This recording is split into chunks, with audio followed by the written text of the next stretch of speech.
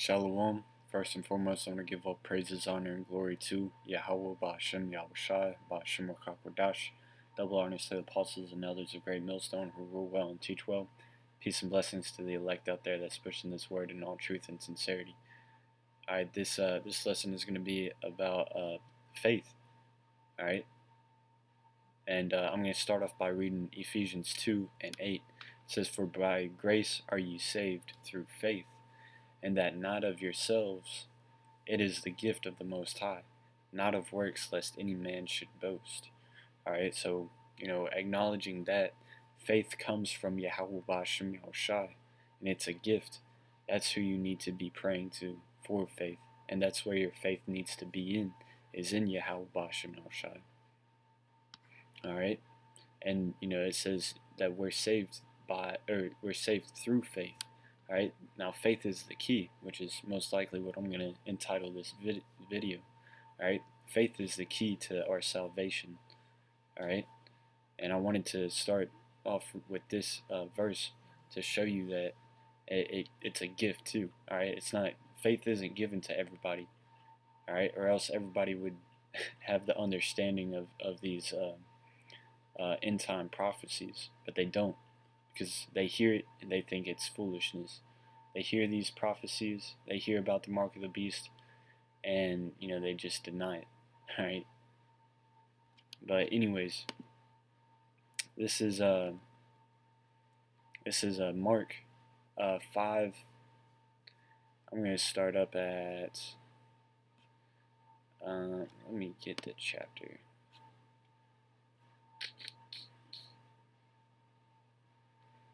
Yeah, let me start at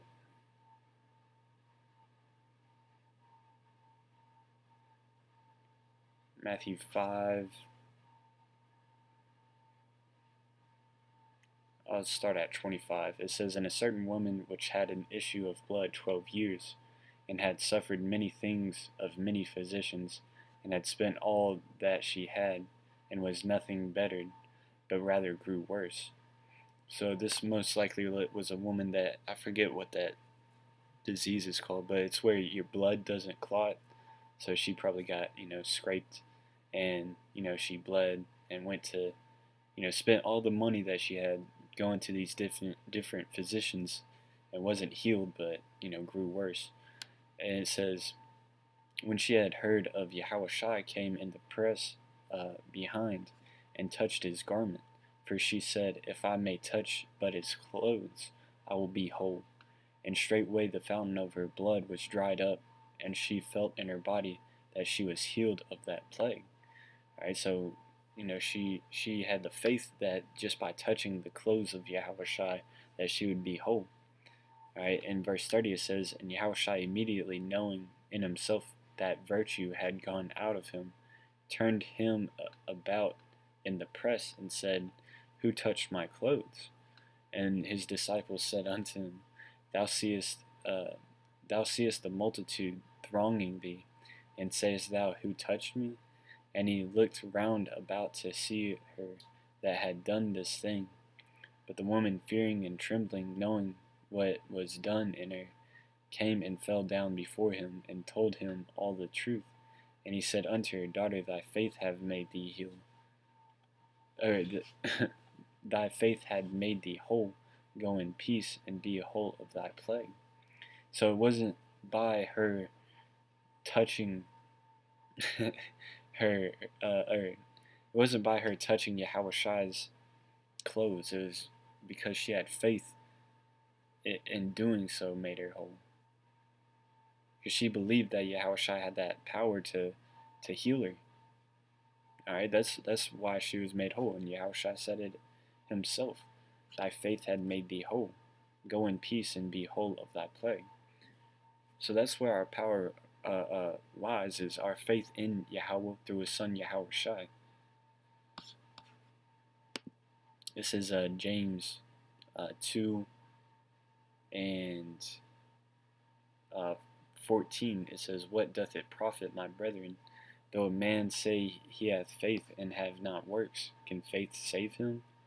If a brother or sister be naked and destitute of daily food, and one of you say unto them, Depart in peace, be ye warmed and filled, notwithstanding ye give them not those things which are needful to the body, what doth it profit?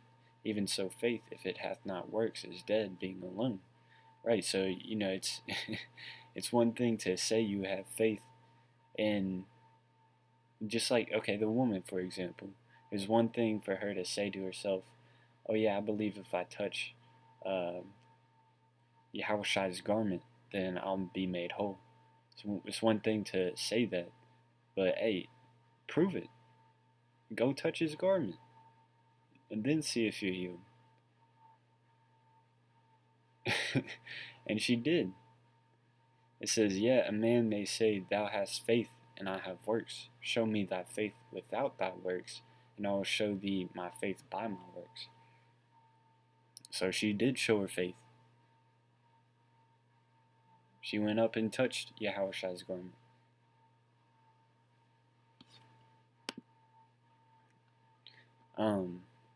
This is another example of faith being shown. This is Matthew 8, and let me start at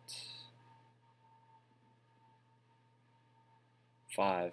It says, And when Yahushua was entered in Capernaum, there came unto him a centurion beseeching him, and saying, Lord, my servant lieth at home sick of the palsy, grievously tormented. And Yahushua saith unto him, I will come and heal him. So Yahushua agreed to come and heal him.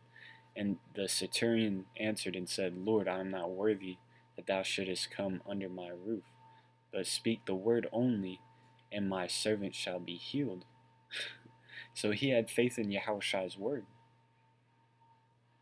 He said, you don't have to come into my house.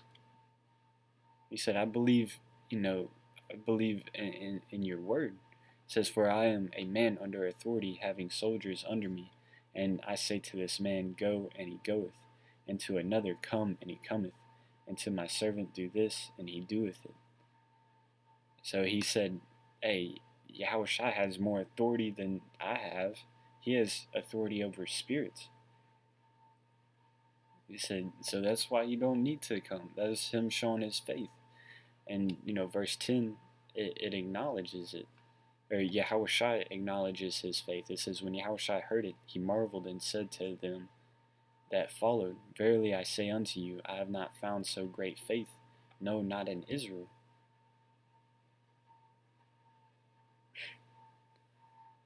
Because, a thing that was going on, with the Sadducees and Pharisees, he was performing miracles in front of, Yahushua was performing miracles in front of them. They said, he doeth this by the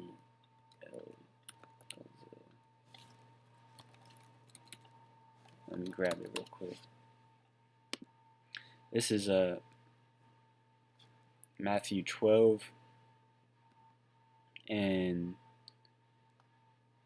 22. It says, Then was brought unto him one possessed with a devil, blind and dumb, and he healed him, insomuch that the blind and dumb doth spake and saw. And a dumb person means, unable to speak. So he healed him of that disability and blindness. He basically a Helen Keller type, And all the people were amazed and said, Is not this the son of David?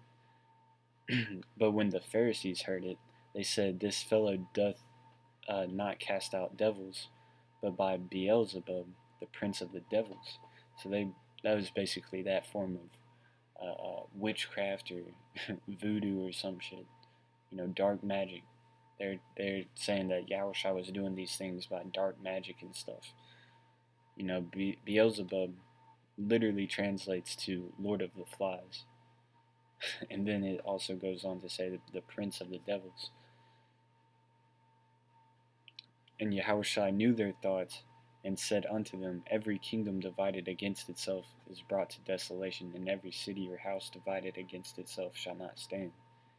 And if Satan cast out Satan, he is divided against himself.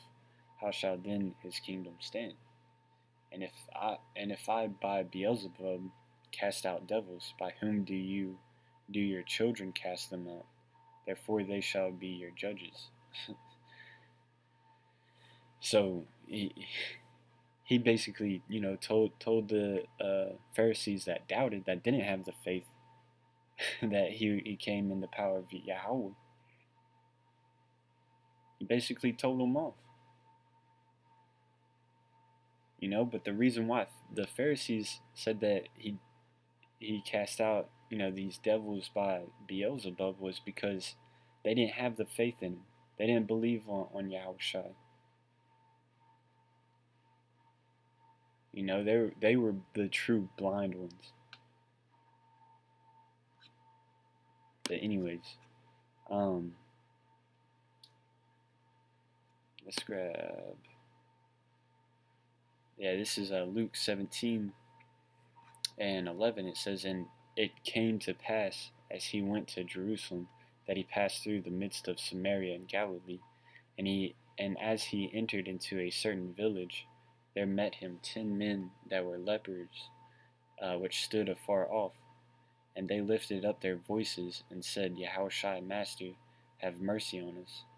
And when he saw them, he said unto them, Go show yourselves unto the priests.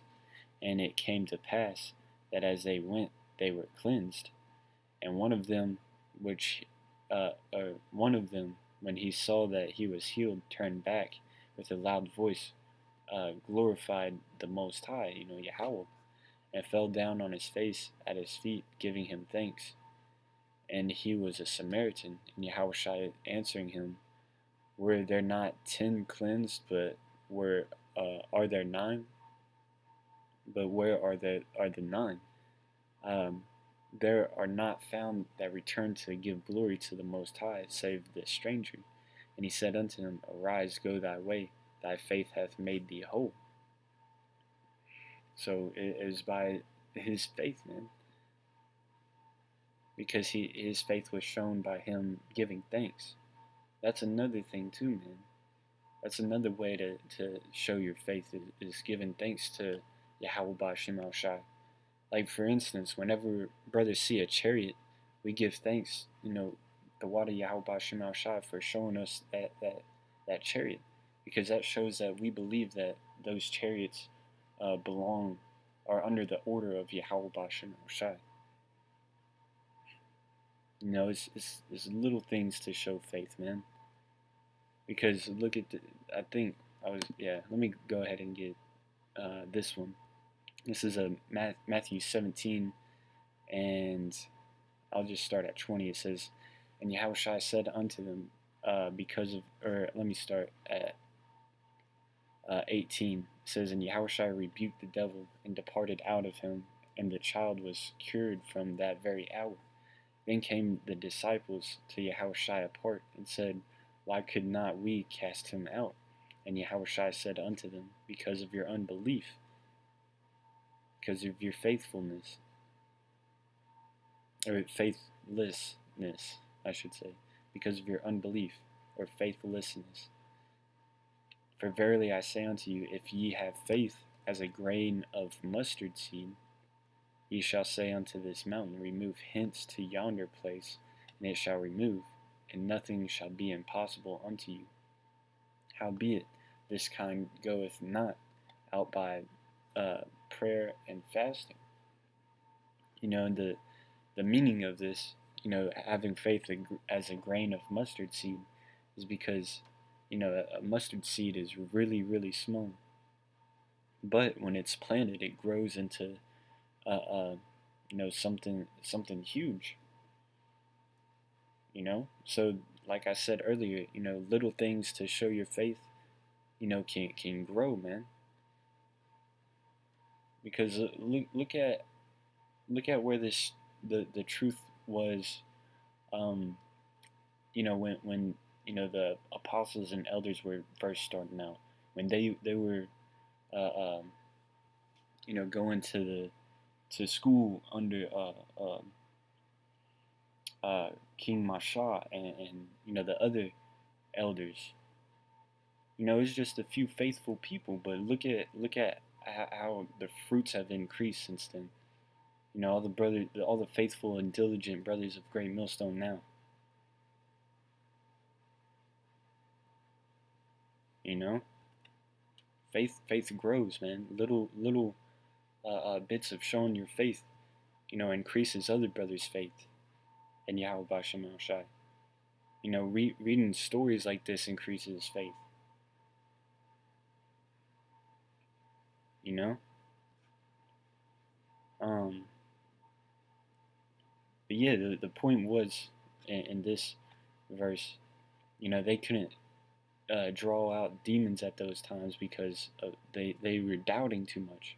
Same thing with Peter, the disciple Peter, when he saw Yahweh Shai in the distance, um, and he started walking out toward him. Matter of fact,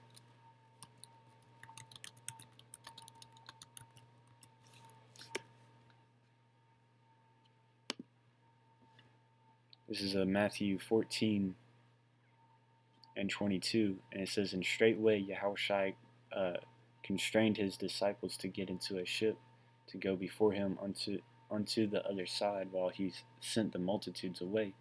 And when he had sent the multitudes away, he went up into a mountain apart to pray. And when the evening was come, he was there alone. But the ship was now in the midst of the sea, tossed with waves, for the wind was contrary." Let me see. I'm going to keep reading. It says, "And in the fourth watch of the night, Yahushua went unto them walking on the sea. And when the disciples saw him walking on the sea, they were troubled, saying, It is a spirit, and they cried out for fear." Hey, because that's something that you don't see every day, man. A man just walking out onto the sea, you know. It says, "But straightway Yahushua spake unto them, saying, Be of good cheer, it is I, be not afraid. And Peter answered him and said, Lord, if it be thou, bid me come unto thee on the water.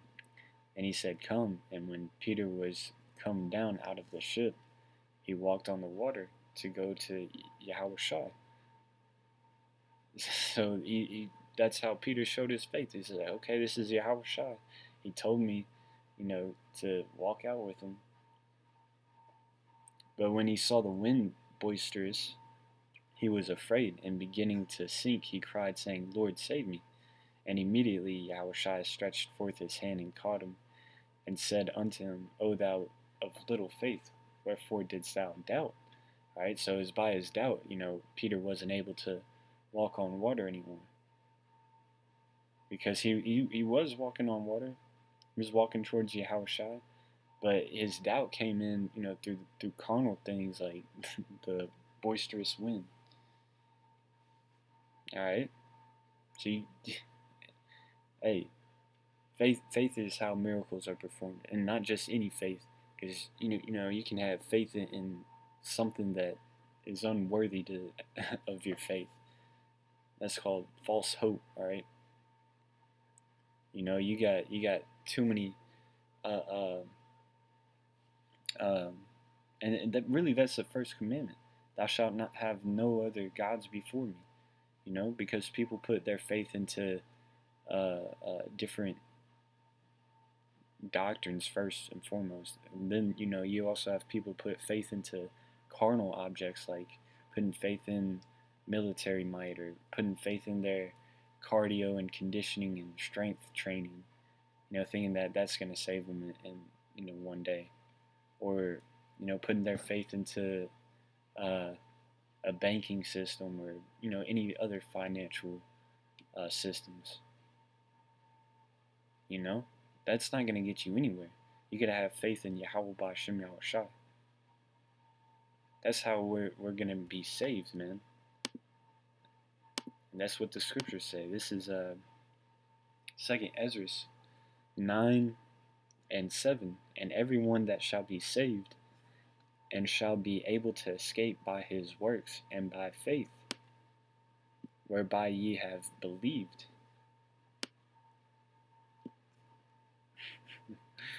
you know, shall be preserved from the said perils, and shall see my salvation in my land and within my borders, for I have sanctified them for me from the beginning. Yeah, the elect believe that they're full of hope and have faith in Yahweh Shem Shai. And those are the ones that are going to be saved from the set of perils. And to back that up real quick, and this is going to be the last one. This is Revelation 2 and 10. It says, "Fear none of those things which thou shalt suffer. Behold, the devil shall cast some of you into prison, that ye may be tried." Trying what? Trying our faith.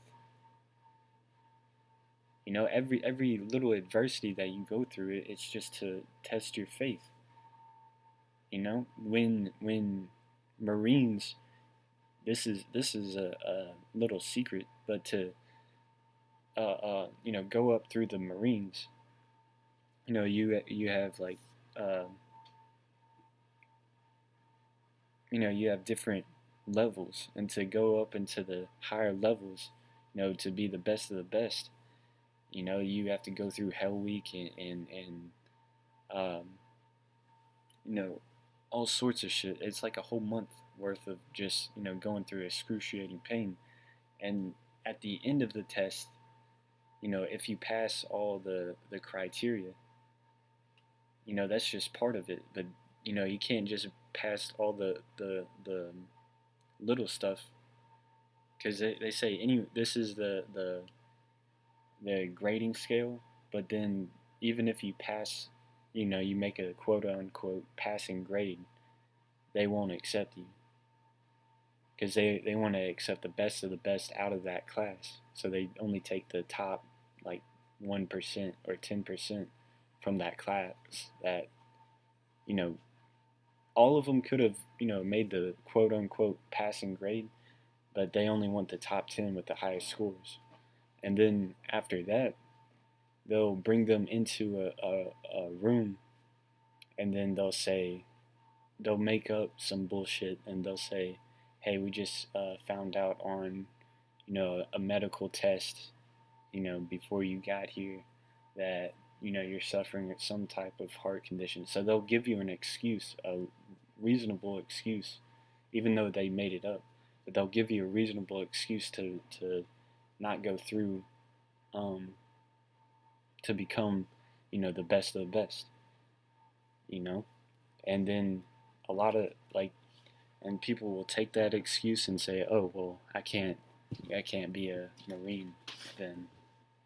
But the best of the best are gonna say, "Fuck it, like I'll do whatever it takes. If I need surgery, or if I'm willing to take any risk." It's just that's a trial, all right? They're trying you to see if you really want to be the best of the best. Same thing Yahweh Bashem Shai does with his elect men, all right? He puts us through adversity. He, hey, and whatever's brought unto us, we take cheerfully. All right, because we know it's the trying of our faith. We're being made hard. We're being made pure. We're being made the elect. All right. I'll read this again. It says, "Fear none of those things which thou shalt suffer. Behold, the devil shall cast some of you into prison, that ye may be tried. And ye shall have tribulation 10 days. Be thou faithful unto death, and I will give thee a crown of life." All right. So we're not just blindly, faithful. There's a reward for this faithfulness.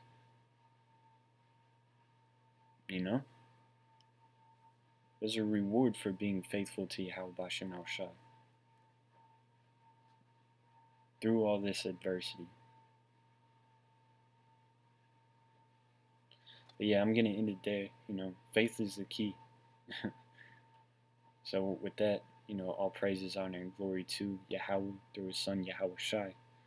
Again, double honors to the apostles and elders of Great Millstone who rule well and teach well.